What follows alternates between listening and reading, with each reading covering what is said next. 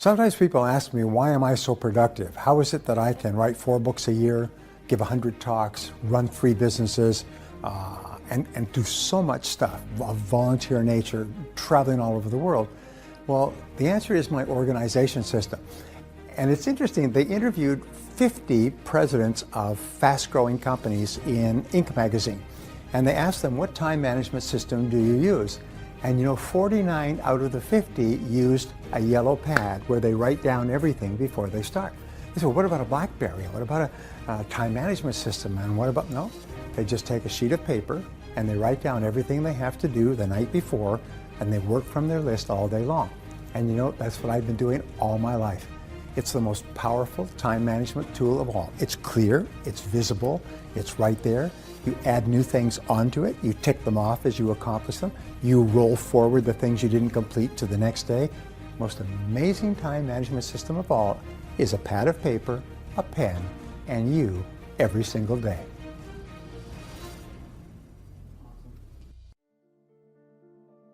Now, there are 2 major sources of value in the world of work today. The first is time, and the second is knowledge. Today, time is the currency of modern business. The most important measure of time is duration, or speed. The most important quality that you can develop with regard to time is a sense of urgency. A sense of urgency is the habit of moving fast when an opportunity presents itself to you. Develop a bias for action. Fast tempo is essential to success. All successful people not only work hard, but they work fast. Now, everyone must stay focused on reducing the amount of time that it takes to get the same results. Customers will pay dearly for anyone who can reduce the time needed to get them the products and services that they want. People will pay more for someone who can satisfy their needs faster than someone else. And especially when it comes to managing your time, when it comes to looking at what you should do on a day-to-day basis, focus on results, not activities. You will always have too much to do and too little time. They say the average person has about 300 hours of projects to take care of right now. Books to read, magazines, newspapers, projects at home, work, and everything else. The fact is, you will never get caught up. So what they have found, and this is one of the great secrets of time management, is that you only get your life under control to the degree to which you stop doing things. Let me repeat that. You stop doing things. Now, what are the things that you stop doing? Well, the easiest way to set priorities and to determine this is to use the 80-20 rule. That if you make a list of 10 things that you have to do each day, 2 of those items will be worth more than all the other 8 put together. The top 20% of activities account for 80% of your results. So you have to say to yourself, what are the 1 or 2 things on this list that are more important than anything else? And of all of these things, if I could only do 1 thing before I was called out of town for a month, which 1 thing would I be sure to get done today? And that becomes your number 1 priority. Now, over the years, the ability to set priorities, and I have written books on time management. I've trained hundreds of thousands of people in time management. My audio and video programs on time management are in multiple languages worldwide. And everything comes down to 1 thing, is selecting your most important task right now and starting on it right now, and then disciplining yourself to stay on it until it's done. If you make the mistake of trying to clear up small things first, you'll find out that small things multiply, and pretty soon you spent your whole day doing little things. Sometimes people ask me, why am I so productive? How is it that I can write 4 books a year, give 100 talks, run 3 businesses, and do so much stuff of volunteer nature, traveling all over the world? Well, the answer is my organization system. I began to study time management, and I've studied time management now for 15 years. I spent thousands and thousands of dollars on the subject. I've got libraries of books. I've been to countless courses. I've listened to all the audio cassettes. I've bought and used every time planner that's ever been made with regard to time management.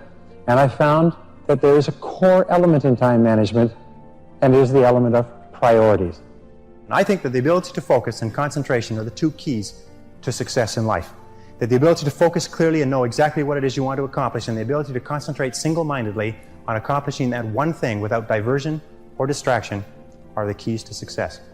It's the number 1 key to effectiveness, is to be able to sit down and look at your work and use the 80-20 rule.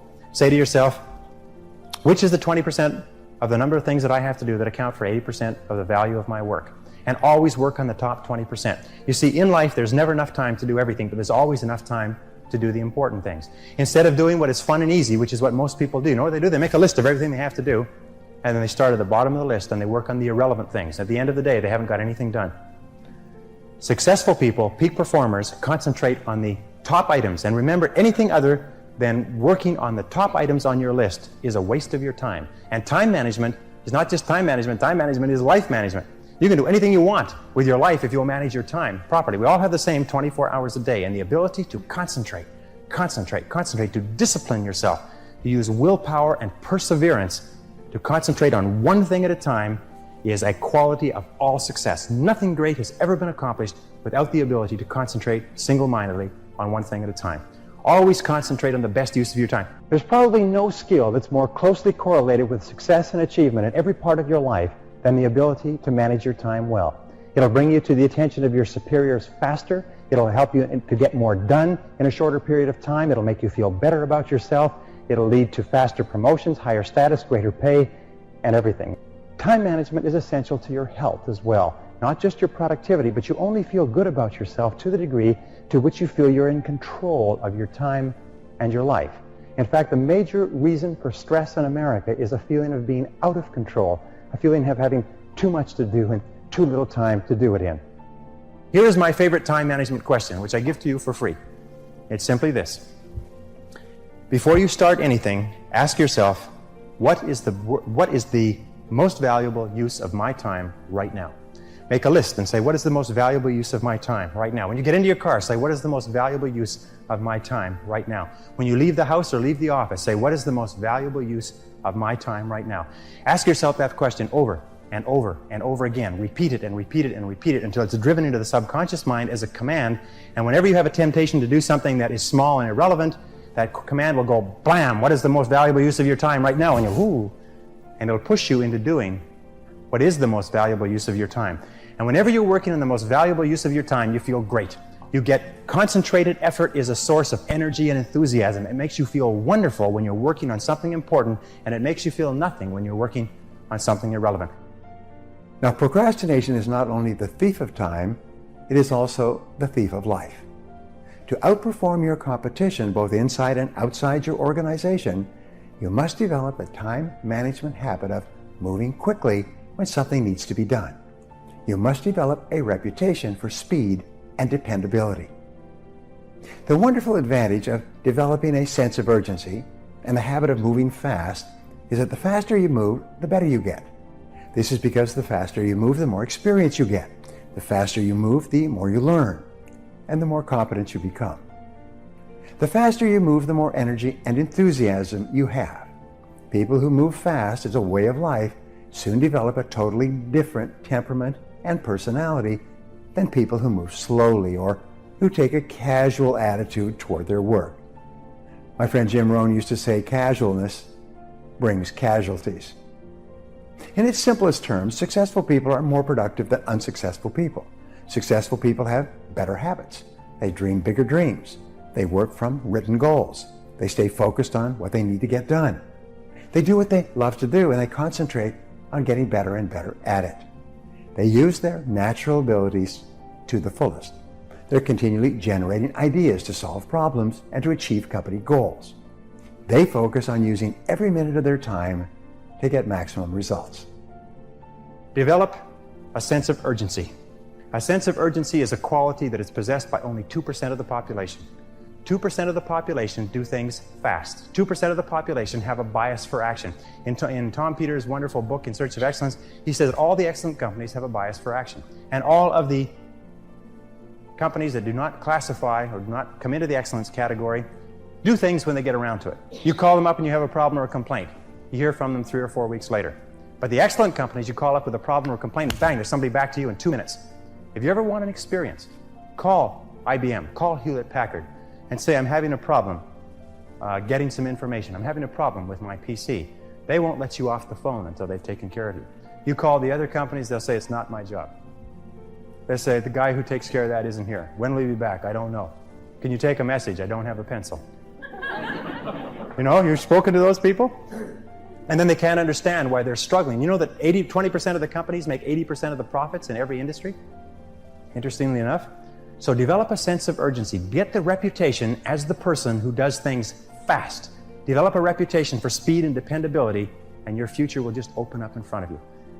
Imagine if you owned a company and you had two people in the company, and both of them were reasonably well talented, both of them were doing reasonably well, except one person had a sense of urgency and did things fast. And every time you give them something to do, they took it and they ran with it like a ball player catching a fumble and running for the goal line. The other person got to it after lunch, or maybe next Monday, or no rush, week's almost over, Thursday afternoon, and so on.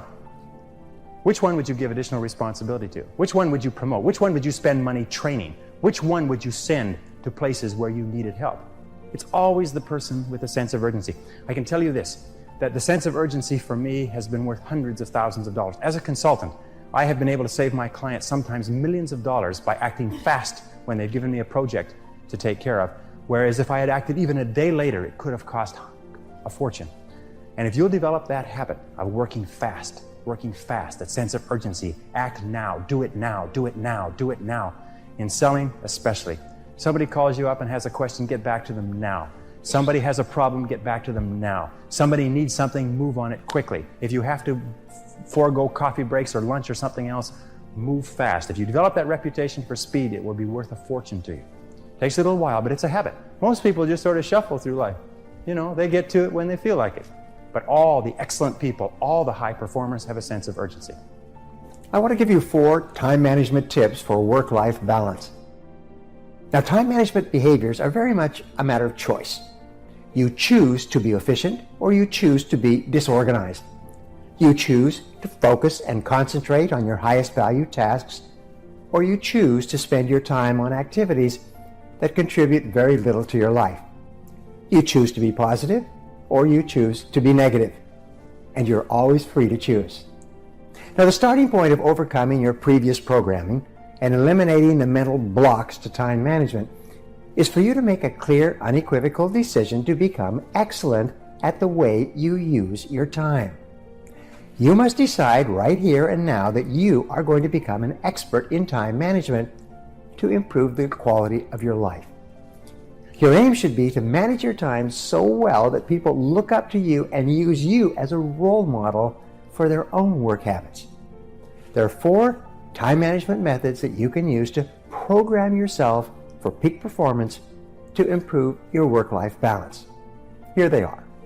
The first of these methods for programming your subconscious mind is positive self-talk, or the use of positive affirmations. These are commands that you pass from your conscious mind to your subconscious mind. Positive affirmations are statements that you say either out loud or you say to yourself, but with the same emotion and enthusiasm that drives the words into your subconscious mind as new operating instructions. So to improve your time management, you can continually repeat positive affirmations such as, I have beautiful work-life balance, or I concentrate easily on my highest payoff tasks. My favorite time management affirmation is, I use my time well. I use my time well. I use my time well. And I repeat this to myself over and over again. When you repeat positive affirmations over and over, they're eventually accepted by your subconscious mind as part of your new programming. You will then find that your external behaviors will start to reflect your internal programming to improve your work-life balance and quality of life. Now, the second technique that you can use to program your subconscious mind is through visualization. Mental pictures most immediately influence your subconscious mind. In self-image psychology, the person you see is the person you will be through positive affirmations and clear mental pictures. So begin to see yourself as well organized and efficient and effective in time management. Recall and recreate memories and pictures of yourself when you were performing at your best, when you felt very efficient and effective and in control. Think of a time when you were working efficiently and effectively and getting through an enormous amount of work. Play this picture over and over of yourself in the screen of your subconscious mind until your subconscious mind accepts this as your reality. Now, the third time management technique is simple. Sit or lie in a quiet place where you can be completely alone in the silence. Through positive affirmations, imagine yourself going through an important upcoming experience, such as a meeting or a presentation, or a negotiation, or even a date that would improve the quality of your life. As you sit or lie completely relaxed, create a picture of the coming event and see it unfolding perfectly in every respect, like a movie of your mind. See yourself as calm and positive and in complete control. See the other people doing and saying exactly what you would want them to do if the situation was perfect. The fourth mental technique will change the quality of your life through experience of time management. Imagine that you have been selected for a role in a movie or stage play. In this role, you are to act the part of a person who's extremely well organized in every respect. As you go through your daily life, imagine you are an actor who is playing this part, who is already very good at time management. Act as if you are already using your time efficiently and well. Pretend that you are an expert in personal efficiency and time management. Fake it until you make it. When you pretend that you are excellent in time management, eventually the action, which is under your direct control, will develop the mindset or the belief in your subconscious mind.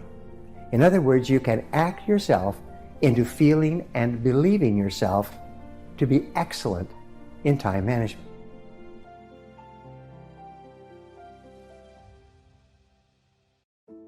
The Greeks said that moderation in all things is the key to a happy life. Moderation. Now, sometimes people say, well, I don't have time for my family. I don't have time to exercise. I don't have time for this and time for that. Whenever you find yourself getting out of sync with regard to balance, and especially when you feel that you don't have the time, is when you most need to stop and think. So here's the question to ask. What would I do if I only had 6 months to live? If you find yourself working too hard or not spending time in your relationship, not spending time with the people you care about and who care about you, then ask yourself, what would I do if I only had 6 months to live?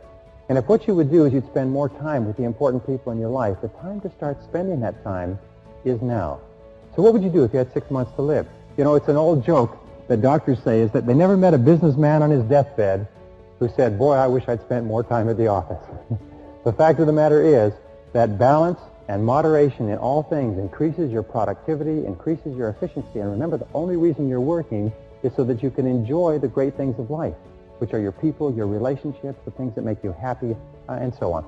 Imagine that you are financially independent, that you have 20 million pounds in the bank, and simultaneously, you only have 10 years to live. You're going to enjoy superb health, but you have all the money that you need, and you have to work at something. You cannot be a layabout. So therefore, if you could work at anything, and you had all the money you needed, and you didn't want to waste any time, what career would you choose? If you could wave a magic wand and have all the talent and skill that you need to be successful in any field, what field would you choose for yourself? And then what you do is you just start to do some research on that field. Work in it part-time, work in it for free, read books and courses, talk to people who are in it. And I have spoken to literally thousands of people over the years who did that and eventually changed out of their current job, sometimes within their same company, changed out of their current job where they weren't very satisfied into a new job that they loved, and they became a star at that new job. And virtually everybody can do this. I'm going to give you a law that is my favorite law of time management, and it's called the Law of Three. And this law alone will enable you to be one of the most productive and successful people in your world. The Law of Three is based on my 30 years of study into time management. And what it basically says is that if you make a list of everything that you have to do in a week or a month, you'll come up with 20 or 30, some people write down 40 or 50 tasks or activities. But if you look at this list, you'll find there's only 3 activities that you engage in your life that account for 90% of the value that you contribute in your life. Wherever you are in life, there's only 3 things that account for 90% of your happiness. It's only 3 things. This Law of Three works everywhere, and it works for everyone. It works if you're a doctor or an investment banker or a salesperson or a business owner or a student. Whatever, there's always 3.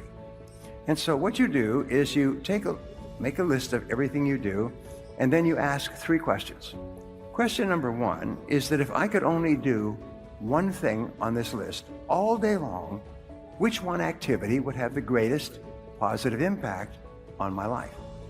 Or you could say, if I could only do one activity all day long, which one activity would help me to double my income faster than anything else? And that answer is usually pretty obvious. So you put a circle around that.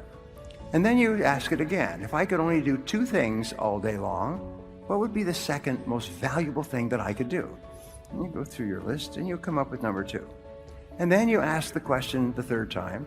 If I could only do 3 things all day long, what would be number 3? And you circle it. Now, I put every one of my students through this exercise, and they're all astonished because in a few minutes, they see clearly that these are the 3 most important things that they do in achieving their goals of health, wealth, and happiness. And so the rule is this, is do fewer things in your daily life, but do more important things. And do them more of the time, and then get better, improve in each one of those areas. So in your life, there's 3 things that you do that are more important than everything else. And these will change over time. But you must be clear about those 3 things, and if you start working on only those 3 things, you will double your productivity, performance, and output very quickly if you can concentrate on the 3 most important things you do.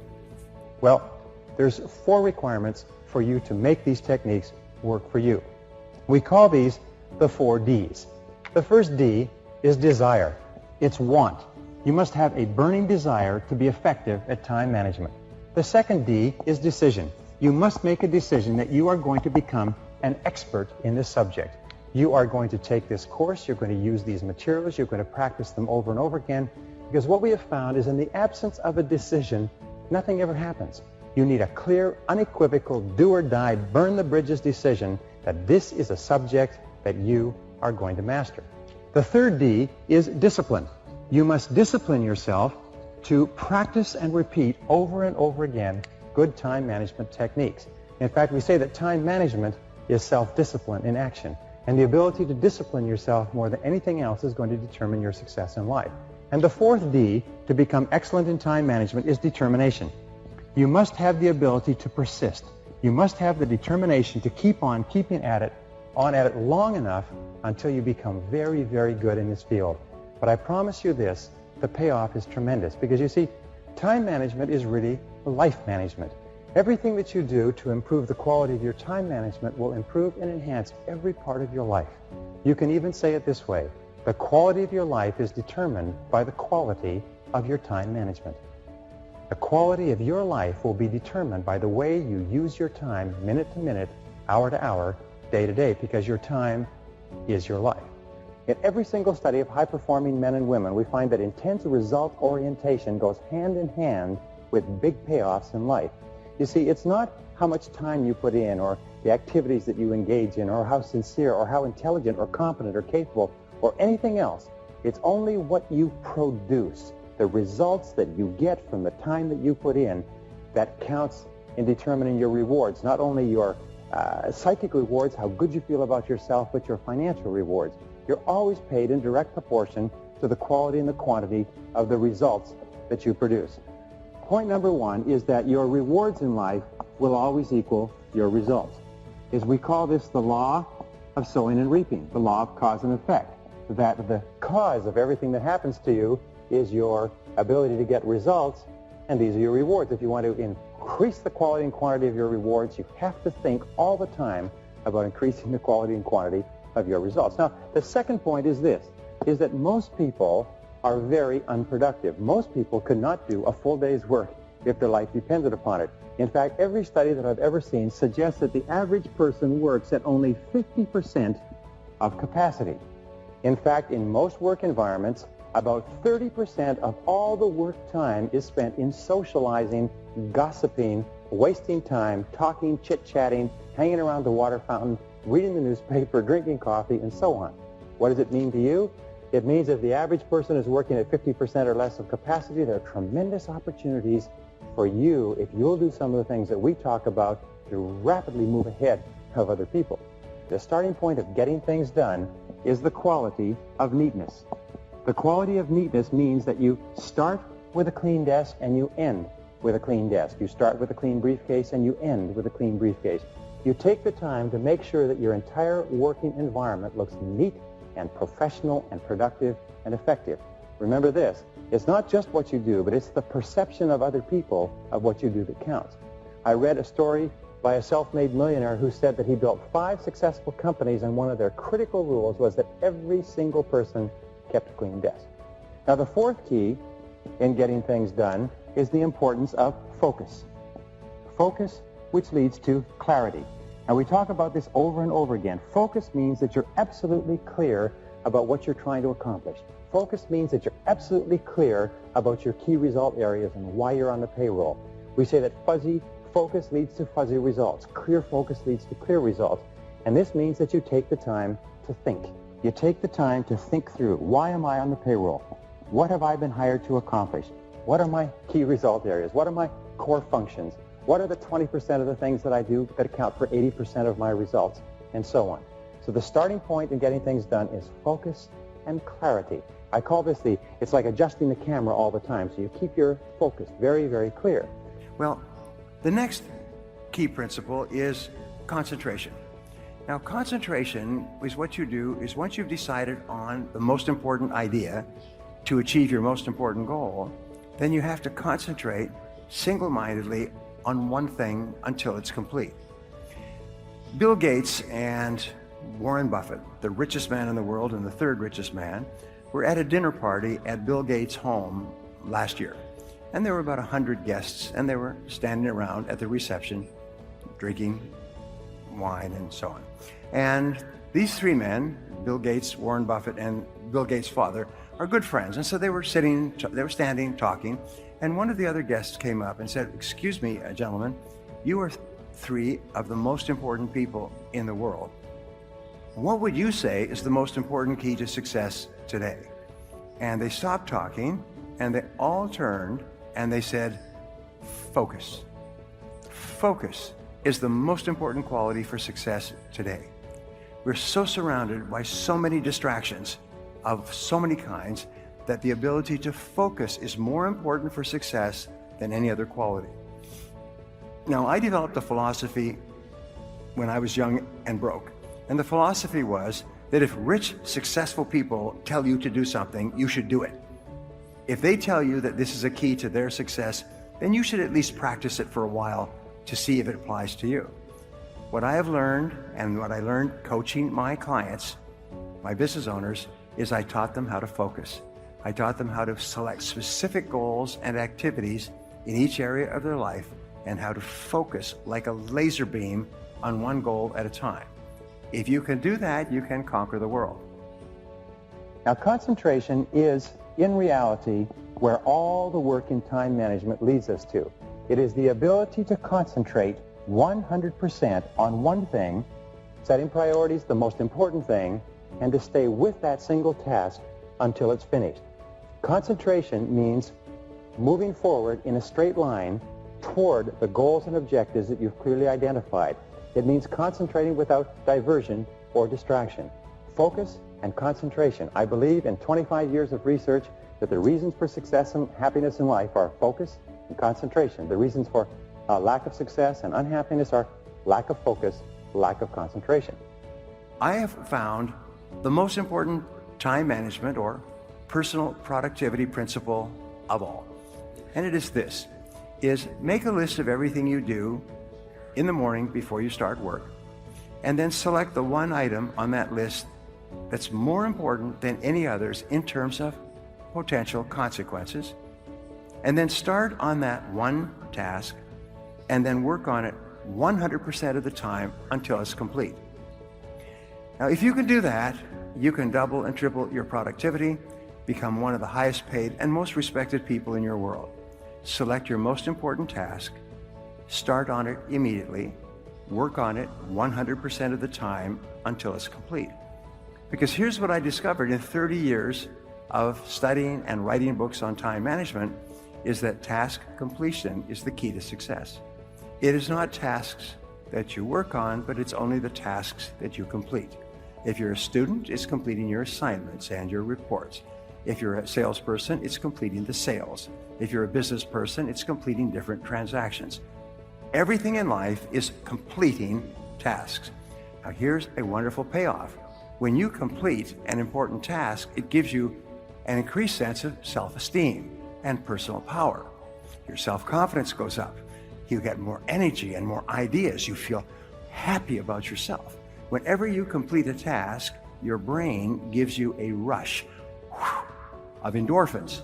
And endorphins make you happy and more alert and more creative. They strengthen your immune system so that you're never sick. So you'll find that what successful people do is they're always starting and completing tasks. And especially they start and complete them on time. Now what does this require? It requires our old friend and enemy, self-discipline. Now, what we know about task completion is that not only is it the key to the future, not only is it the key to getting more and greater and better opportunities, but important task completion, doing something that's important to you and carrying it through and finishing it 100% at the end is a source of energy, enthusiasm, and high self-esteem. Men and women who are working consistently on getting important things done and staying with it till they're complete are more positive, they're more optimistic, they're more self-confident, they have more belief in self-assurance in themselves, and they get more opportunities to complete more tasks. And here's the flip side, is completing low-priority tasks leads to stress. If you work and you get a lot of little things done, but they're not moving you toward the accomplishment of things that are really important to you, what happens is you just feel crummy as a result. We find that the average Brit, average German, average French person works about 1,600 hours a year. Average executive or business owner works about 2,000 hours a year. So what you do is you take your annual income and you divide it by 2,000. So let's say you're earning 100,000 pounds a year. Divided by 2,000, that means that you're earning 50 pounds an hour. This is your hourly rate over time. You can even include all your benefits and pensions and so on. But whatever it is, let's say your hourly income is 50 pounds an hour. That means by law, Ricardo's law, David Ricardo, the British economist, law of comparative advantage, is you don't do anything that pays less than $50 an hour. You only do things that pay you $50 an hour or more, or that people would pay you 50 quid an hour or more to do. And everything else you delegate. If there's something that someone else can do for 10 pounds an hour, you hire somebody to do that. 20 pounds an hour, 30 pounds an hour, you keep hiring people who can do things, tasks, at a lower hourly rate than yourself. Now here's the great discovery, and this again is life-changing. I call it the law of three. The law of three says that no matter how many things you do, how many tasks you do in a week or a month, and it's usually 20 or 30, 3 of those tasks account for 90% of your value. Only 3. And you make a list of all of your tasks, and I do this with my business owners, and I have them go through this, and they're astonished. And they double their income within 30 days. Because I ask them the 3 magic questions. Magic question number 1. If you could only do one thing on this list, one task on this list, all day long, which one task would have the greatest positive impact on your career? Which one task? Well, it'll usually pop, it'll jump out at you. So you put a circle around it. Then you say, if you could only do 2 things all day long, which would be number 2? And you put a circle around that. If you could only do 3 things all day long, which would be number 3? Put a circle around that. And suddenly it's almost like all these other tasks fade. Like in a camera shoot, in a movie, they fade, and those 3 tasks are sitting there, like those 3 magic tasks, and you realize, oh my God, those are my big 3. Everything else is secondary. Everything else can be done by someone else, or done later, or not done at all. And then you focus on the 3. So here's the rule for doubling your income, and doubling it again, and doubling it again. Do fewer things, but do more important things, and do them more often, and get better at them. Repeat. Do fewer things, the big 3. Do more important things, do more of them, spend more of your day working on those 3 tasks, and then get better at those tasks so you can get more of them done faster at a higher level of quality. If you will practice the law of 3, you'll transform your life. If you combine that with the eat the frog and work on your most important task, the one that can contribute the most value, and you can do that until it becomes a habit, just automatic. You get up in the morning and you just start work on your most important task, and you say, no, I don't do that. I don't do little tasks. Those are not my job. People say, what about this, what about that? I say, excuse me, I'm management, not labor. I do management tasks. I do my big three. Labor does all these other things. They go, ho, ho, ho, ho. So you, person who's watching this right now, is your management, not labor. Think of yourself as management and do your three tasks. If you can do that until it becomes a habit, you're going to conquer the world. All of us, over the course of our lives, want to develop character. And character has been defined several ways. One definition I like is that character is the ability to follow through on a resolution after the enthusiasm with which the resolution was made has passed. So taking this course, by the way, you will make a lot of decisions and commitments and resolutions. The true measure of character is whether or not you have the capacity to follow through. Character, in effect, is self-discipline in action. Character is self-discipline in action. You can tell how much character you have by how willing you are to discipline yourself to make the sacrifices that are necessary in the short term to have a great life in the long term.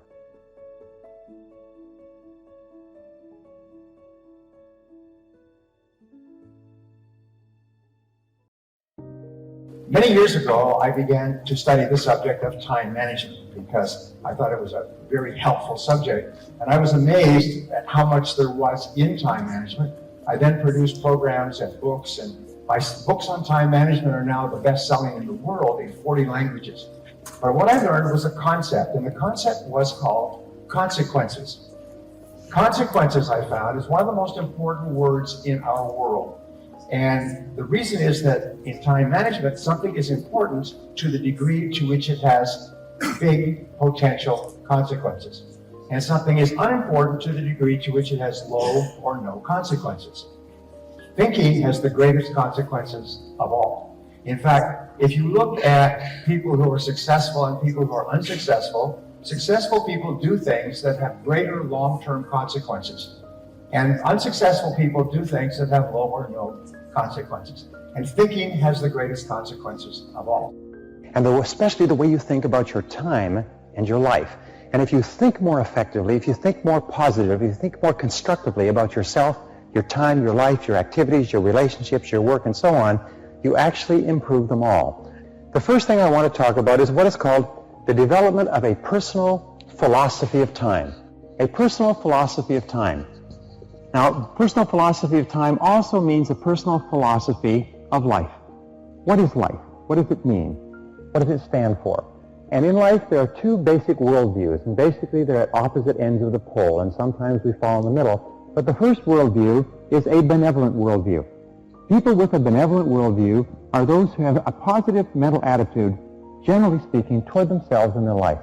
They believe in their own potential. They believe in love and life and beauty. They believe in growing to the realization of their full capabilities. They believe that life is pretty good and that they can have a major impact. They can make a contribution and do something substantial with their lives. People with a benevolent worldview are the movers and shakers and the builders of all of time. Now, the other type of people are those who have a malevolent worldview. These are people who have a negative mental attitude, if you like, and they have, first of all, a negative mental attitude toward themselves. They have a negative mental attitude toward other people, toward the world. They see injustice and oppression. They see unhappiness and misery. They see unfairness and people having a hard life. They have a tendency to be angry and to have low self-esteem, but always a malevolent worldview requires someone or something else to blame, someone or something to criticize, something to be down on. That's why you find that people with a malevolent worldview are always in contra-opposition, or if you like, in conflict with people with a benevolent worldview. In order for you to achieve your potential, remember the most important people, the most productive people, the most creative people are always those who have a benevolent, positive, constructive worldview, and that's your goal. The number one reason why some people get more work done faster is because they are absolutely clear about their goals and objectives, and they don't deviate from them. The more clear you are about what it is you want and what you have to do to achieve it, the easier it is for you to overcome procrastination, eat your frog, and get on with the completion of the task. A major reason for procrastination and lack of motivation is vagueness, confusion, and fuzzy-mindedness about what you are supposed to do and in what order and for what reason. You must avoid this common condition with all your strength by striving for ever greater clarity in everything you do. You need to persevere and persist single-mindedly toward the completion of your important task, because we say that the ability to concentrate is a discipline, and perseverance or persistence is self-discipline in action. You see, anybody can start off to do a job, but your ability to keep in there and keep slogging and stay with it and refuse to budge and keep moving is the critical factor of high performance. Remember that the average person, especially executives, pick up an important piece of paper or task as many as 5 times before they actually complete work on the task. What does this mean? It means that if you pick up the task and you focus single-mindedly on that, and it's your most important, and you concentrate on it till it's complete, you can give yourself a 500% savings in time or increase in productivity. This has been proven in study after study after study, that the fastest way to increase your output is to pick up a task and to stay with that task instead of picking it up and coming back and picking it up and coming back and so on. The 80-20 rule is one of the most helpful of all concepts of time and life management. It's also called the Pareto principle after its founder, the Italian economist Vilfredo Pareto, who first wrote about it in 1895. Pareto noticed that people in his society seemed to divide naturally into what he called the vital few, the top 20% in terms of money and influence, and the trivial many, the bottom 80%. He later discovered that virtually all economic activity was subject to this Pareto principle as well. For example, this rule says that 20% of your activities will account for 80% of your results. 20% of your customers will account for 80% of your sales. 20% of your products or services will account for 80% of your profits. 20% of your tasks will account for 80% of the value of what you do, and so on.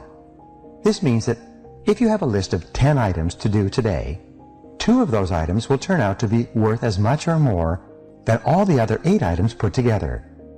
The law of comparative advantage is an economic law that says that you should always hire or pay someone else to do something that can be done if they can be paid a lower hourly rate than the rate that you desire. For instance, if your goal is to earn $25 an hour and it costs $6 an hour to mow your lawn or wash your car, you should always hire someone to do that. You should always pay someone else at a lower hourly rate so that you can free up your time to perform higher value activities. All of companies and organizations are designed around this. The individual starts off doing everything, and then as the company becomes busier and more successful, what the individual does is they hire people to do lower value activities so you can spend more time doing higher value activities. Don't ever do $5 an hour work if you want to earn $25 an hour. Don't ever work on low value activities if you want to earn the results that come from completing high value activities. Remember, time is the one irreplaceable, indispensable resource of accomplishment. Is that all accomplishment, all achievement requires time. And if you use it on something of low value, it's gone forever, it's perishable, and you don't have it to work on things that are really important to you. Here's an interesting discovery. Each of these tasks may take the same amount of time to accomplish, but 1 or 2 of these tasks will contribute 5 or 10 times the value of any of the others. Often, one item on a list of 10 tasks that you have to do can be worth more than all the other 9 items put together. This task is invariably the frog that you should eat first. Can you guess on which items the average person is most likely to procrastinate? You're right. The sad fact is that most people procrastinate on the top 10 or 20% of items that are the most valuable and important, the vital few. They busy themselves instead with the least important 80%, the trivial many, that contribute very little to results. You often see people who appear to be busy all day long but seem to accomplish very little. This is almost always because they are working on tasks that are of low value, while they procrastinate on the 1 or 2 activities that could make a real difference to their companies and to their careers.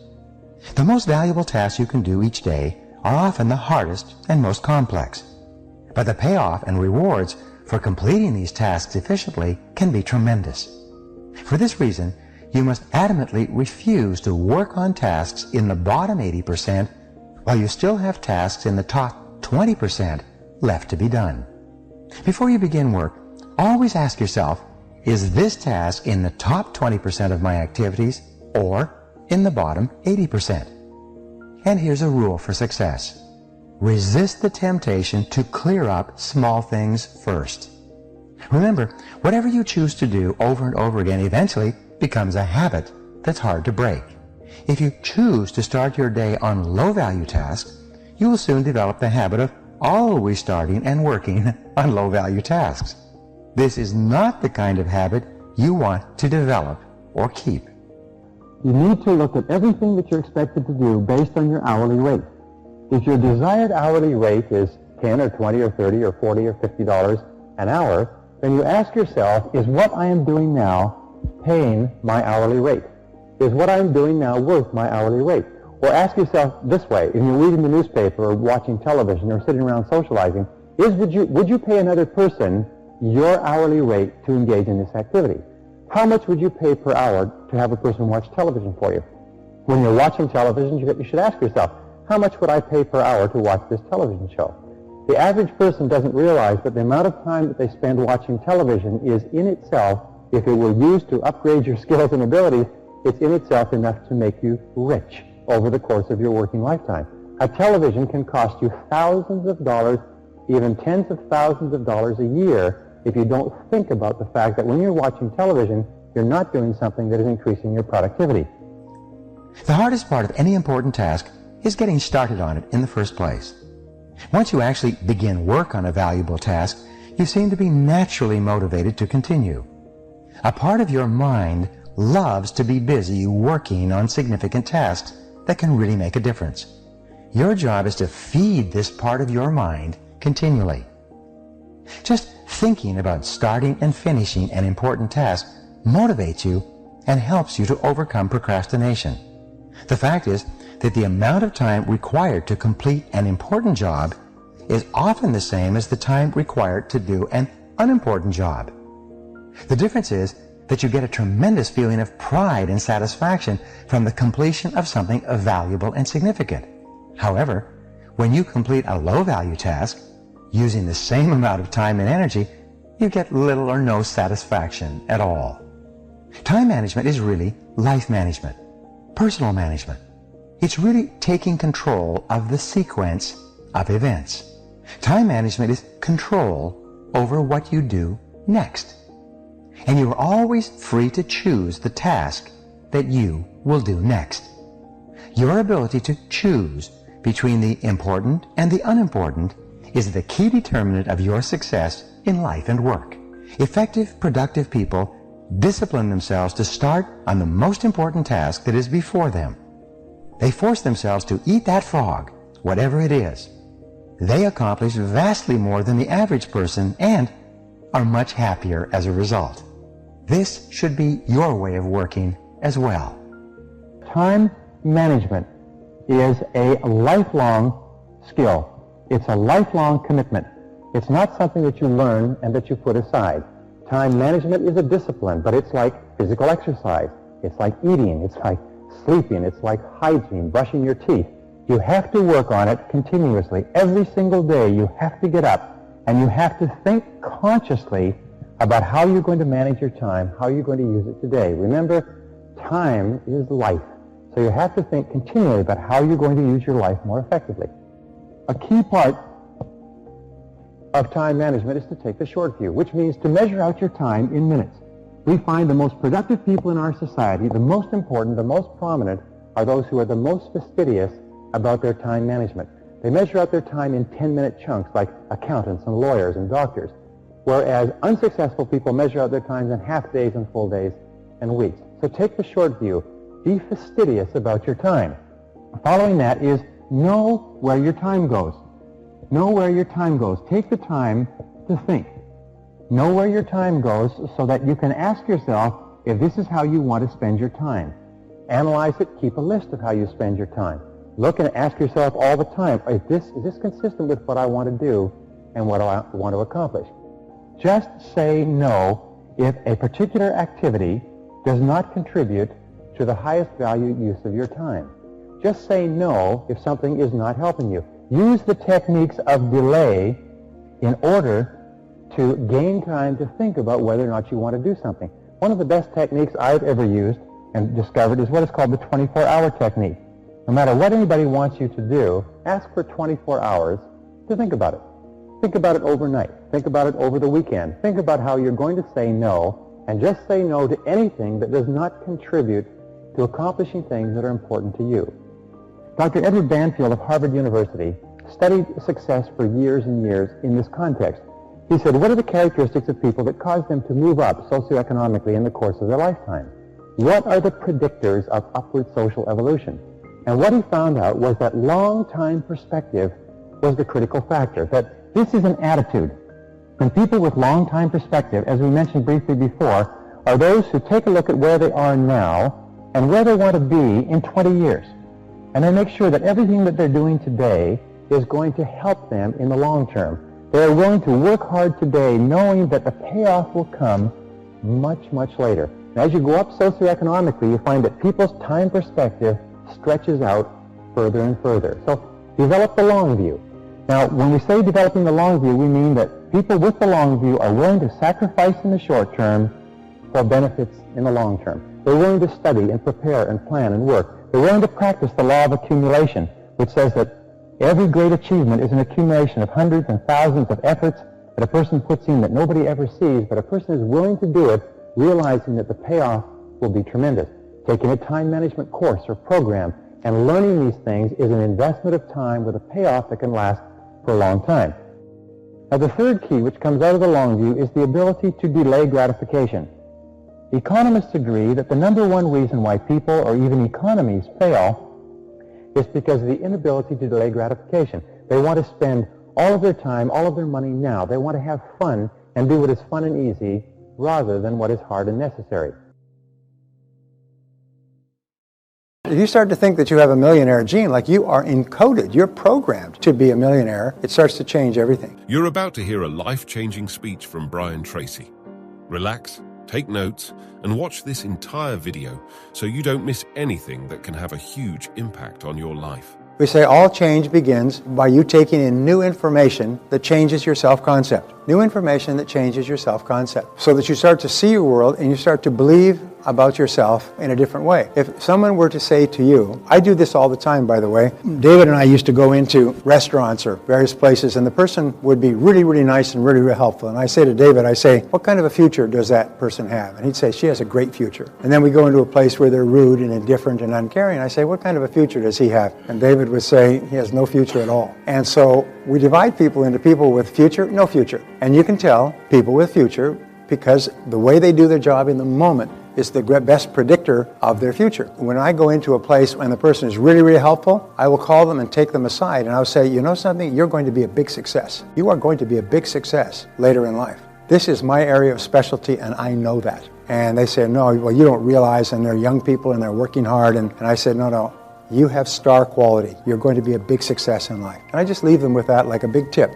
I also leave a tip. I will stop and turn around and I'll go back to people that I've met in passing and I'll say, you know, you have incredible qualities. You're going to be a big success in life. And I've always told my children that. They're going to be a big success in life. And sometimes one person who they respect, an important person, well-dressed, customer, who tells them that will change their self-concept forever. Now, will it work consistently? Who knows? But you know that you miss every shot you don't take. So whenever I get a chance to take a shot, to put in an injection that will change a person's self-concept, and I've had countless people have come back to me and say, remember the seminar, I came up to you and I asked you that question and you told me this, it changed my life forever. And of course, how can I remember? I've spoken to 5 million people. I say, oh yes, I remember you well. So changes come with changing your belief system. Now, what if there was a special gene for becoming a millionaire? And this gene could be detected by new DNA testing. Some of these gene tests that you have, and you're working along and you're doing well and you're making a good living, you're struggling and so on, and you go in for the doctor does your annual medical, comes back with a gene test. Geez, you got the millionaire gene. I had no idea. You got the millionaire gene.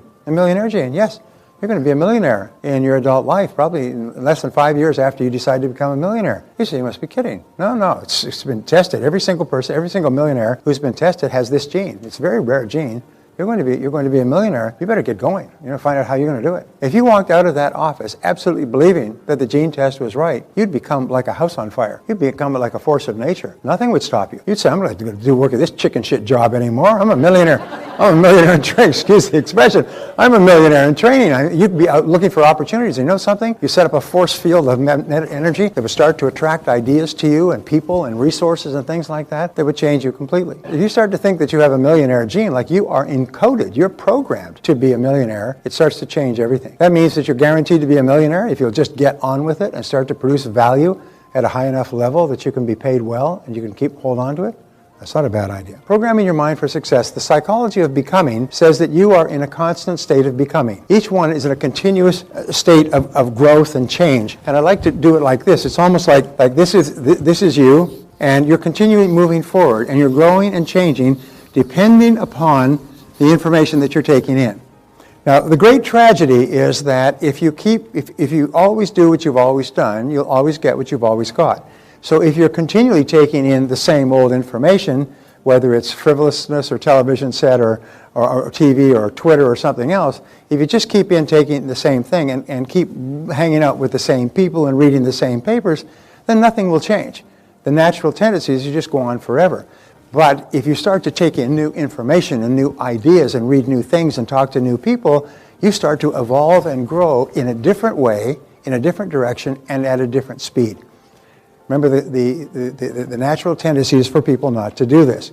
So we say if you want to evolve and grow more rapidly, you must make your goals clear and describe them in detail. Make your goals clear and describe them in detail. The interesting thing is, as soon as you are absolutely clear that you want to achieve a particular goal, you start to get all kinds of ideas to achieve that goal. You start to see all kinds of possibilities. You activate your reticular cortex and you start to see ideas that can help you everywhere. You start to run into people and meet people. You start to see things in the newspaper. It's really quite astonishing. I remember reading a story of a serial entrepreneur, and he'd made many millions of dollars in different businesses. And one day he was reading the Wall Street Journal, and there was a little filler, just a little piece about 2 inches, one column by 2 inches, and it said sales of Italian racing imports of Italian racing bicycles increased 37% in the last 12 months. And that's what it was, just a little thing from one of the Department of Trade publications. So he said, 37% growth rate, that's pretty good. He said, I wonder why that is. So he started to do some research. And what he found was, this is many years ago, is Italian racing bicycles, which is very popular today, were almost unknown in the U.S. And a 37% increase meant that they'd imported 1,000 the year before, and they'd imported 1,370 this year for a bicycle market of maybe 25 million bicycle riders. So he began doing some inquiries. He sent away for some information. He got in touch with the major Italian bicycle manufacturers. He opened a store that was a bicycle. He actually went to a bicycle store and agreed to take half the space. He imported the bicycles. He advertised, and they started to sell. By the time he was finished, he had 32 stores selling Italian bicycles by the shipload, and he made something like $15–20 million before he sold the business. It all came from just noticing that little notice. But the thing is, he was looking for the notice. He was looking for business ideas. My friend Peter Thomas was sitting on a beach, and it's an entrepreneur. He was from Canada, from Vancouver, sitting on a beach in Hawaii and reading the Wall Street Journal. And it talked about this new franchise for real estate offices that had just started up in Irvine, California, where they were combining mom and pop real estate companies into a single company and putting the banner on it so they had nationwide exposure. He got up from the beach, he went back to the hotel, he checked out, he flew to Irvine, he had no money, flew to Irvine, walked into the offices of Century 21 and said, I'd like to buy the franchise for Canada. And they said, Canada, where's that? That's that big blob of land up to the north. He said, well, you can have it, how much is it worth? He said, I'll give you $10,000, I'll give you $5,000 now and $5,000 in a year. He said, good, you can have it. He signed the agreement right there. Exclusive rights for Century 21 for Canada. Today they have like 500 offices in Canada. He's a multi-millionaire retired living in Phoenix. He was well known throughout the country as one of the great entrepreneurs. He made an absolute fortune from one little story, but he was looking for the story. So when you start to think that you want to make a lot of money, you're going to see, it's almost like opportunity is going to be waving, hey, here I am, hey, me, pay attention to me, read this. And people will come up to you and say, here's a great business opportunity. You say, no, I'm waiting to make my first million. No, you nitwit, that's probably it. Anyway, so keep your mind open, because once you're clear about it, you're going to start to attract opportunities for everything you could possibly accomplish. Now, you must dwell on them most of the time. Remember, you cannot have a goal and think about it once a month. It's just like being married and thinking about your family once a month. It does not really mean you're really committed.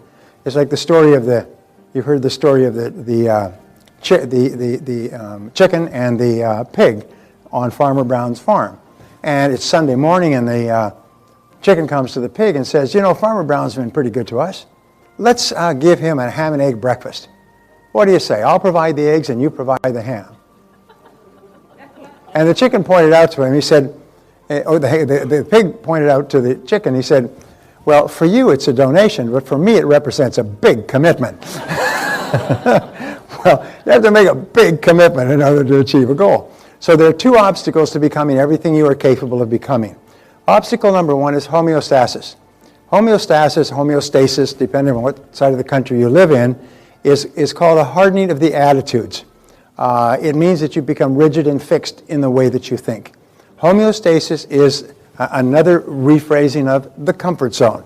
It's a major reason that people don't grow is because they get locked into what they've already done in the past, and they're very uneasy about doing something new. Whenever someone suggests something new, and you use those miraculous words, yes, but, it means that you're probably trapped into homeostasis, the status quo. Yes, but what about this? You could do this or you could do that, but yes, but. And it always brings you back to what you were doing before. So we like to maintain the status quo. Human beings love the comfort zone. The second obstacle to change is psychosclerosis. And psychosclerosis is, as I say, the hardening of the attitudes. What that means is that you become very rigid in your thinking, and you're not willing to try new things. This is normally caused by low self-esteem and by fear. Is we don't want to try something new. What if we lose our money? I remember when I was growing up, by the time I was 15, I was earning more than my father was. I had my own lawn mowing business, and I had to buy my own equipment. I had beautiful equipment, and I had to get them to sign for it because I was only 15. And I cannot tell you how hard it was. They said, but what if you lose your money? And what if you lose the machine? And what if you lose this? And they always talked about what would happen if you lose, if it doesn't work out. And because my parents had gone through the Depression and were just hypersensitive about losing. And as a result, the only thing my father ever bought was penny stocks.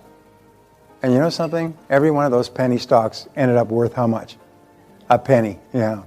And so be alert to these, the natural tendency to slip into a comfort zone and fight to stay there, and the natural tendency to resist new ideas. So both of these lead to getting stuck in the comfort zone, the great enemy of success. In order to get yourself out of the comfort zone, they found that I like to use an example like this. When Warren Bennis did his study called Leaders, which was one of the best-selling book on leadership of the 90s, they'd studied 93 leaders, and they studied them for 5 years to find out what qualities they had that made them different. And they were completely different industries, and they found there were 5. And one of them was they refused to get stuck in a comfort zone. And so what they did is they would get into a comfort zone. We say the only difference between a comfort zone and a rut is the depth. No, between a rut and a grave is the depth. And when they would get into this comfort zone very quickly, and the only way they could get out is by using a grappling hook, if you like, and throwing a grappling hook up to pull themselves out of the comfort zone, and it was always a big goal. Now, they have another word for this now, and they call it a BHOG, big, hairy, audacious goal. And so what you do is by creating BHOGs, you're forced out of your comfort zone because you cannot stay at your current level of performance and set a big goal for yourself. The goal forces you to think bigger, which is why we talked about putting a 0 at the end of your income goal. It forces you. There's no way that you could achieve that doing what you're now doing. You're going to have to do something different, and you're going to have to do it in a different place in a different way. So the bigger the goals you have, the more likely it is you break out of the hold of homeostasis and cyclosclerosis. So we say there are two great powers that control everything that happens to you. The first is the power of love. The power of love is the greatest power in our lives. It's been said that everything we do is either to get love or to compensate for lack of love.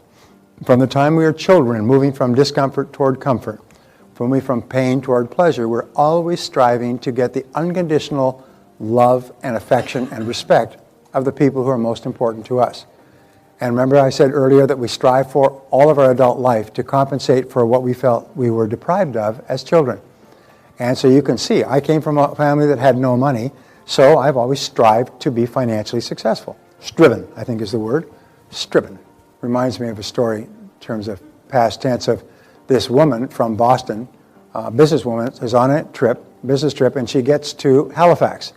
And there is a dish in Boston that's very popular. It's called Boston scrod. And it's a dish that comes from the fish and that are caught off the waters of the Northeast. So she checks into this hotel in Halifax. Should I tell this story? Probably not tell this story.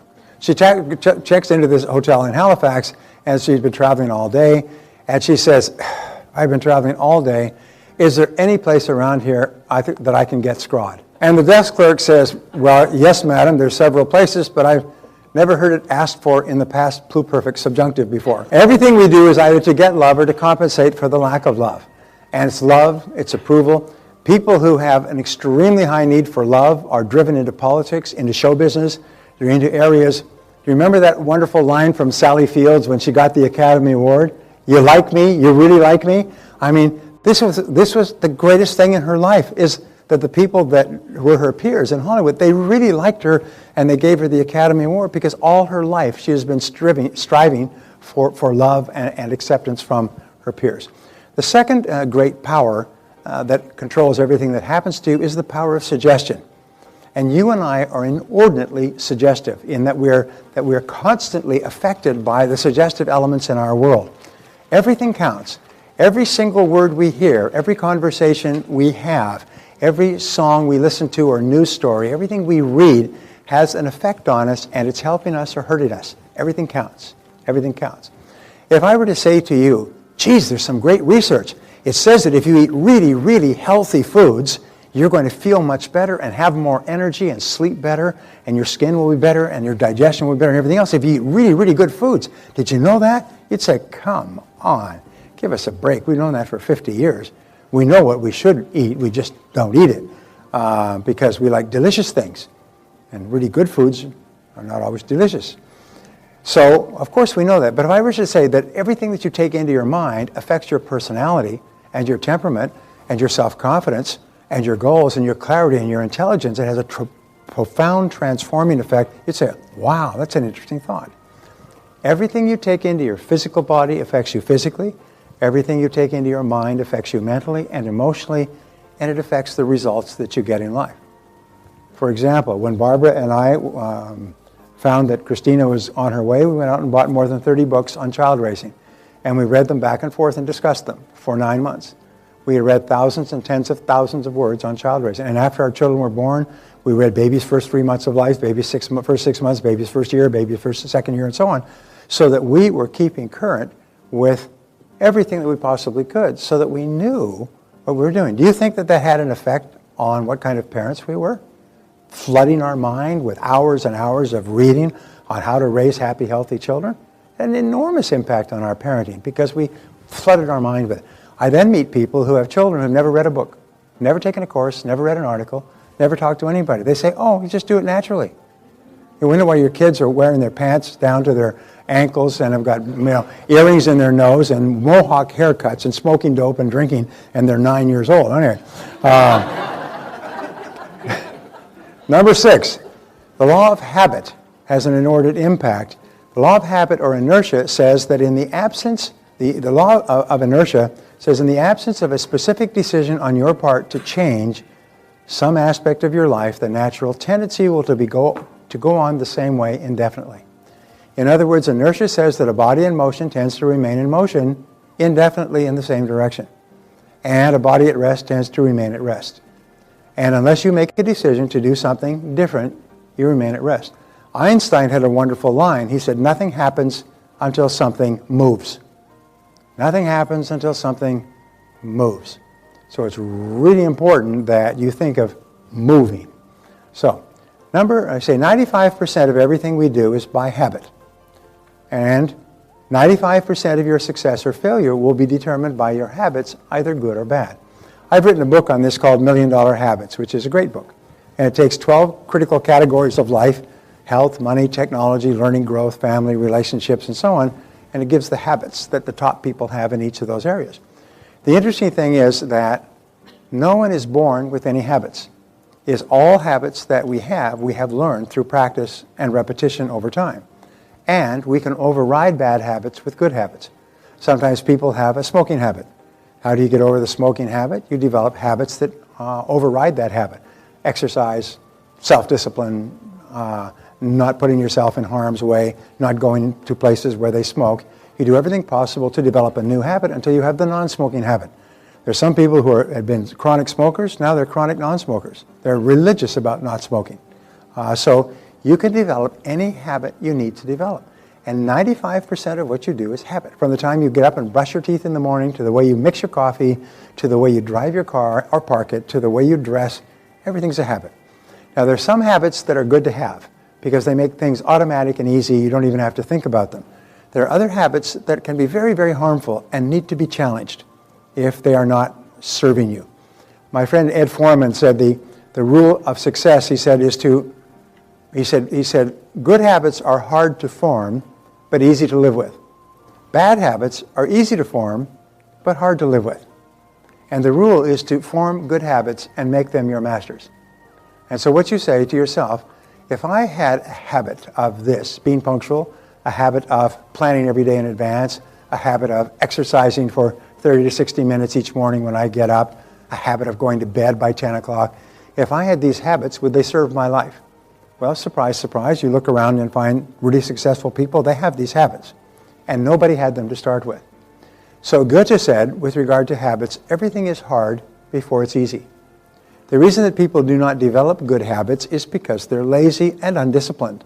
They just simply cannot stick to it until the habit locks in and becomes automatic and easy.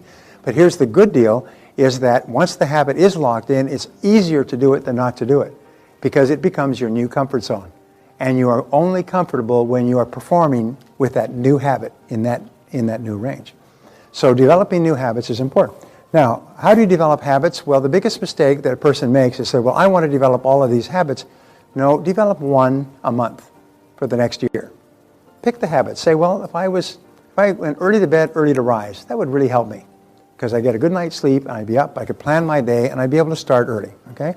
Or if I did all of my shopping at one time, so I didn't have to shop during the week. Or if I was punctual for every appointment. Or if I spent an hour a day studying my craft. Whatever it happens to be, pick one habit and do that for a month. And don't make exceptions. Do it every single day for a month until it locks in. At the end of the month, it's locked in, and then develop a second habit. And say, what would be a good habit for me to have? And plan all my finances carefully and review all my expenditures every single day, so I'm really clear about how much in, how much out, where it's going, and so on, as opposed to the way I do it today. Well, if you develop one habit a month for a year, you'll have developed 12 new habits. If you develop 12 new habits, you'll have reprogrammed yourself completely in 12 different areas of performance. Do you think that would have an effect on your life? Do you know what a profound effect 12 new self-chosen good habits could have? It could so profoundly change your life as to be unbelievable. Barbara and I developed the habit, we both wanted to lose some weight, developed the habit of what we call salads at 6. So we have a salad at 6 o'clock with protein, fish, meat, chicken, just a nice salad at 6 o'clock. It's early, and it's too early to drink, so you don't drink. So you have salads at 6, and that lasts you all the way through to the next day, because you don't need to eat again for 12 hours after you've eaten dinner. And if you have salads at 6 and no dessert, you know what happens? You have more energy, you're fresher, you're brighter, you sleep less, you wake up more refreshed, and you lose weight from the first day. You have salads at 6 and you do that for 30 days, you totally transform your way of eating. And at the end of 30 days, physically, the difference will be people will be stopping you in the street and saying, what are you doing? Because you look so different and you feel so different. Now, since you have more energy, what are you going to do with that energy? You're probably going to get up in the morning and exercise. So now you have salads at 6 and morning exercise. OMG, OMG. Do you see what I'm saying? And then you say, I'm going to plan every day in advance and set priorities on my day and start with my most important task. Now we're starting to double and triple because each of these new habits is having a multiplier effect against the other habits. In what seems to be a very short period of time, and you will know, a week, a month, a year can go by like a blink. In 1 year, you'd be a totally different person. And here's the wonderful thing. Each time you engage in a behavior that leads to a better habit, your self-esteem goes up and your self-confidence goes up. You get a backflow of endorphins, which gives you a feeling of happiness and well-being. So you not only get paid off as a result of achieving the habit and the results of the habit, you get paid off every step you take to develop a new positive habit. Makes you happy, gives you positive feedback, gives you ideas, makes you more creative. You literally start to transform your personality by taking one step at a time, developing one habit a month. Just an aside, no extra charge for that. Number 7 is the law of emotions. We say every decision that you make is based on emotion of some kind. The stronger emotion will dominate a weaker emotion and will determine what you do. In other words, if you have an emotion of desire to become successful in your work, but you have an emotion of fear and insecurity, you don't want to lose your security, whichever emotion is the most intense is the one that will dominate the other. There's a story of the old Indian chief, and he was asked, he said, I have 2 wolves, he said, on either shoulder. The black wolf on one shoulder is always luring me to do things that are not good for me. And he said, the white wolf on the other shoulder is always encouraging me to do things that are good for me. And the person he was talking to said, which is the wolf that dominates? And he said, the one I feed. The one that I pay the most attention to is the one that dominates my thinking. So you can actually, by continually thinking about what you desire, you actually cause that to become more intense, and you cause the fear that's holding you back to become less and less. And so pretty soon the desire for success, happiness, achievement is much greater than the fears that hold most people back. And you do it little by little, just by dwelling on it over and over. And so that eventually becomes your stronger emotion. The law of emotion says every decision you make is based on emotion, Okay, the 2 major emotions that constantly wrestle within us are fear versus desire. You know that our fears come from our early childhood. No child is born with any fears, so if we have fears as adults, we've learned them. By the way, some fears are good. Fears of crossing the street in busy traffic, that's good fear to have. Fears of driving carefully, parking your car in lighted areas, locking your doors, properly insuring. These are good fears to have because what they do is they create a cocoon of safety around you. It's the other fears that act as brakes that hold you back and that trip you up that are fears that we need to get rid of. So we say the law of expression says whatever is impressed is expressed. This comes from Aristotle, by the way, the law of expression. In other words, whatever you take in to yourself, you read, listen to, talk about, and so on, you express in your life and your conversation. You can always tell what's going on inside a person by listening to their conversation, because they're always expressing what they're thinking about. In Freudian analysis, they call it the talk cure. The talk cure is the person lays down comfortably and the psychoanalyst asks them questions to get them talking, stream of consciousness. And what they are looking for is what is called the Freudian slip, which you're familiar with, which is what slips out. The word slips out. Well, tell me a little bit about your childhood. Well, I was raised in a wonderful home, and my parents were just the most wonderful people and very supportive and everything else, and I always hated my father. And bing, bing, excuse me, this is not an uncommon situation where the person feels that I have to love my parents. And in reality, they hate one or both of their parents for what their parents did to them when they were growing up. But they've been taught that they have to love their parents. If they're a good son or a good daughter, self-ideal, they have to love their parents. So they keep repressing the fact that they hate one of their parents, and they keep talking about how much they love their parents. I've seen this happen. As a matter of fact, the last person I saw this with actually went out after this great, monstrous paean of tribute to his father, went out and blew his brains out. He actually killed himself. He used to work for me. He actually killed himself. Why? It's because he was living this lie. And this lie caused so much turmoil within himself. He kept saying, oh, what a wonderful father he had. But once when he had not been paying attention, he told us how this father was a drunken brute who'd brutalized him and his whole family, physically, mentally, and emotionally. And then later on he said, I never said that. I never said that. And yet he'd gone into great detail, so it was not just a one-liner. Got into great detail of the years of turmoil that he experienced at his father's hands. And later he said, no, my father was loving and kind and one just could not deal with it. So whatever is impressed is expressed. So be very careful that you impress into your mind only really positive things, because those are what will be expressed. And you only want to be expressing really positive, healthy thoughts. So number 9, the law of reversibility. This is one of the great laws. And what it says is this, is if you achieve a certain level of success or good health or happy relationships, then that accomplishment will create a subjective state, a feeling or emotional state that goes with it. In other words, if you win something, you feel like a winner. And you act like a winner, you get the emotion of winning from the act itself. But what happens is the objective reality, the fact of success, creates the subjective state or the emotion.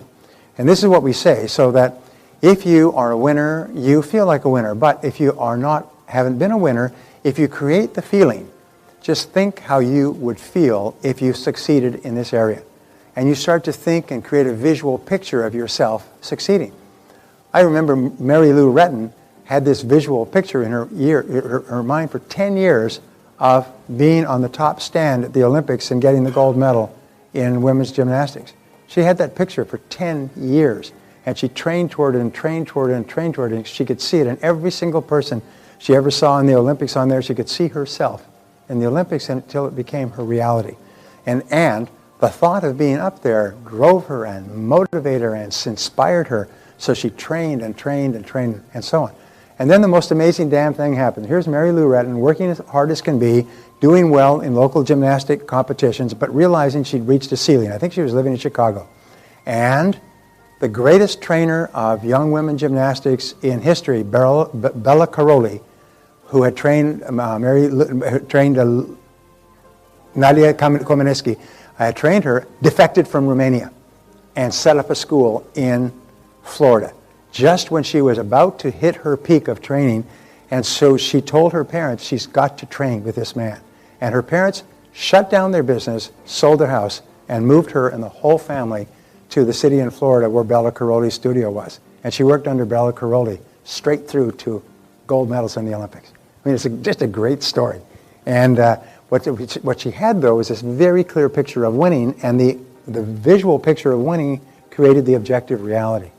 So the principle of reversibility says if you really feel great about yourself, you'll behave in a great way. But if you don't feel in a great way, you can create the feeling within yourself, or you can act your way into feeling. You can act like you're already successful and you create the feeling. Or you can feel that you're already successful and it will create the action. Are you with me so far?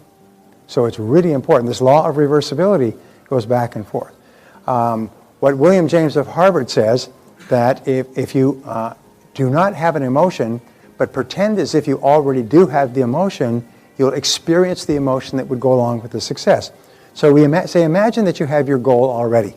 Imagine that you're already at your goal. One of the great exercises, if what you want to do is have a big, beautiful, ideal home for yourself, is to go to open houses on a regular basis in the kind of neighborhoods that you dream of living in. Barbara and I did that at a young age, and walk through these houses that are far beyond anything you can afford, and just walk through the houses.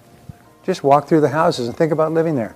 And as you do that for a while, it's sort of like those webcams that take a look at the whole house that you can watch online. You can actually visit a house online. Well, you become a webcam, and what you do is you just take a moving picture of the kind of house and you file it away, and then you go to another house and you say, I like this staircase and I love that backyard and this kitchen is beautiful, and you start to create a composite by going and looking at all these beautiful, expensive homes. And what happens is your subconscious mind begins to believe that you live in a big, expensive home and begins to adjust your behaviors so that you become the kind of person who can afford to live in that kind of a house. Now you say to me, oh yeah, but what if it doesn't work? No, you idiot, that's the wrong question. The question is, what if it does work? It doesn't cost you anything. I'm not saying cut off your arm or your leg to see if it works. I'm just saying go and feed your mind with beautiful pictures of the kind of homes that you like to live in and see what happens. Because I'll tell you that every person I've ever spoken to who did that ended up in their dream home within 3 years, including us. They ended up within their dream home in some of the most incredible ways. Did anybody see the movie with Kirk Douglas and, not Kirk Douglas, anyway, and it's called the War of the Roses. Remember that movie where they go looking through homes in the most expensive neighborhoods, and it turns out this woman has to leave this house, and they get the house for nothing? You remember that? They dreamed of it. They couldn't afford it, didn't have the money, but they ended up in the house anyway. That's a wonderful little metaphor for how it works. They went in there and they said they fell in love with the house, and they spoke to the owner, and they ended up in the house. So imagine that you have your goal already. Get the feeling. Create the feeling as though you were already a big success, as though you're already successful, as though you already were achieving what you achieved, and then replay and recreate that feeling over and over again. I had a friend named Bryce some years ago, and he went through my course in January, and he was working at a crummy job, and he was driving a junker, and his goal was to have a brand new BMW. And he set that down as a goal, and he went down to the BMW dealership, and he took a BMW for a test drive. And he sat in there, and he sniffed it, and he thought about it, and he felt it, and he touched the leather. And every week or two, he'd go and take a BMW for a test drive until they got sick of seeing him, I can tell you. And in the meantime, he lost his job, and he got another job, and he was fired from that job, and he got another job. And this job was in straight commission with a very fast-growing company, and he started to make more money than he ever made in his life. And December 15, he walked in, and he bought that BMW and drove it away. Throughout the year, he had pictures of that BMW from the brochures on his wheel of his car. When he drove around, he looked down like he's driving a BMW. He had pictures in his wallet. He had pictures on his refrigerator, pictures in his bathroom mirror. Everywhere he looked, he saw pictures of that BMW. And within a year, he'd literally gone from rags to non-rags, and he went and bought and drove that BMW off the lot. And they were very happy to see him go. Does it work? Replay and just recreate the feeling. And the way you get the feeling is go and do it. Test drive the car. Drive the perfect car for you. Go and test drive it so that you actually have a feeling. You know what it's like to drive a car like this. And then see what happens. Just see what happens. And the law of practice says that whatever you do over and over again, often enough becomes a new habit. So you can develop new habit patterns of thought and action just simply by repetition. Every habit you have today was by repetition, so you can cancel the old habits and start new ones. A new habit takes about 21 days to develop. So follow a 21-day positive mental attitude diet and resolve that for 21 days you're only going to think and talk about what you want, and you're not going to think and talk about things that you don't want. Your goal is to become a purely positive person, what we call a PPP, so that you're just positive all the time. And if you do have a setback or an obstacle that causes you to become upset or angry, you bounce back quickly. My friend Charlie Jones used to say, it's not how far you fall, but how high you bounce that counts. And so what you do is you just pre-program yourself, and this is one of the great pre-programmings that I learned, is that no matter what happens, I will respond to it in a positive way. Just file that in, okay? How do you want to handle things when they go wrong? Well, when something goes wrong, I just handle it in a positive way. I look for the good, and I remain positive and cheerful. Program it in. And what happens is the next time you have a reversal, your natural tendency may be to become angry, and then you'll, wait a minute, I always respond in a positive way to new information. And so you do. You need 4 qualities to make great changes in your personality and your character. Quality number 1 is desire. The only real limit on what you can accomplish is the question, how badly do you want it? Many people think, well, I want to be this and I want to be that, and I want to be rich and I want to be thin, and I want to be successful and I want to be happy and I want to have a great relationship or marriage. But people in mental institutions have the same wishes. These are not goals, they're just fleeting wishes. I call them cigarette smoke goals. They just disappear in the air. Because then they want to go partying, they want to go drinking, they want to go have fun with their friends, and they want to tweet, and they want to waste time at work, and so on. So they want all of these conflicting things. The achievement of one, the time wasters, makes it impossible to achieve the others that are worthwhile. They want to eat whatever they can eat, they want to live without exercising, and so on. So the question is, how badly do you want it? And if you really want it badly enough, then what happens is you stop doing the things that are contradictory to it. Decision. You must be willing to do whatever is necessary to achieve your goal. Now, I have to give you a word, and this is one of the great words, and it comes from about a 30-year study. And I said, what is the difference between successful people and failures? And the conclusion was willingness. Now, willingness means that successful people are willing to do whatever is necessary to achieve the goal.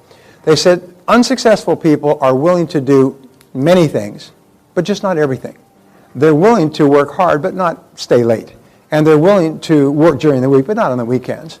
And they're willing to upgrade their skills, but they don't want to take time away from reading the sports pages and watching the football game. And they're willing to exercise, but they don't really like to sweat too much, you know. So they're like really gentle exercises, like getting up from the couch and getting back down again, things like that.